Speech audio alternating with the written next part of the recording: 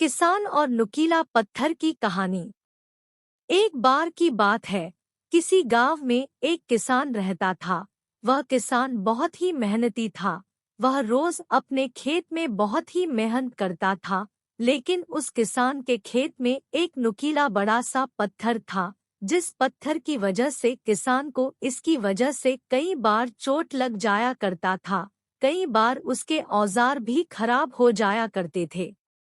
वह किसान सोचता था कि ये एक चट्टान है और इसे निकाल पाना संभव नहीं है। इसी तरह बहुत समय तक किसान उस पत्थर से बचकर काम करने की कोशिश करता रहा, लेकिन जब भी वह थोड़ा सा लापरवाही करता तो किसान को नुकसान हो जाता था। कुछ समय बाद एक दिन किसान फिर से उस खेत में काम कर रहा था। एक दिन वह अपने खेत में हल चला रहा था, तभी उस पत्थर की वजह से उसके हल की नोक टूट गई। अपने टूटे हल को देखकर किसान को काफी गुस्सा आ गया। उसने सोचा कि आज चाहे जो भी हो जाए, इस चट्टान को निकाल कर ही रहूंगा। फिर उस पत्थर को अपने खेत से निकालने के लिए किसान ने गांव से अपने कई मित्रों को बुला लिया। सभी लोग उस किसान के साथ मिलकर एक साथ चट्टान को निकालने के लिए तैयार हो गए। फिर क्या था, किसान के दोस्तों और किसान ने जैसे ही उस पत्थर पर 2-3 बार फावड़ा मारा, वह पत्थर बाहर निकल गया। ये देखकर सभी हैरान हो गए। इसे देखकर किसान के मित्रों ने किसान से कहा कि तुम तो कह रहे थे कि यह बड़ी चट्टान है, लेकिन ये तो छोटा सा पत्थर है। किसान भी सोच रहा था कि इस छोटे से पत्थर की वजह से कितनी परेशानियों का सामना कर रहा था। झूठ में ही इसे बहुत बड़ा पत्थर मानकर खुद को रोके रहा।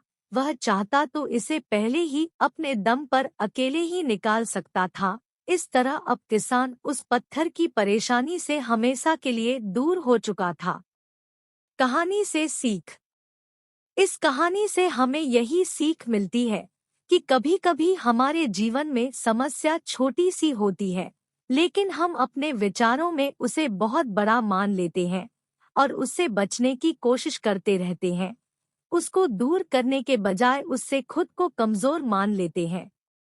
इसीलिए हमारे जीवन में चाहे कैसी भी कोई क्यों न समस्या हो, हमें ऐसे किसी भी समस्या से दूर नहीं भागना नहीं चाहिए, बल्कि हमें उस समस्या का सामना करना चाहिए। तभी और हमें उस समस्या के जड़ तक जाना चाहिए। जब समस्या को अच्छे से जान लेते हैं, तो निश्चित ही उस समस्या को खुद से जल्द हल भी कर सकते हैं।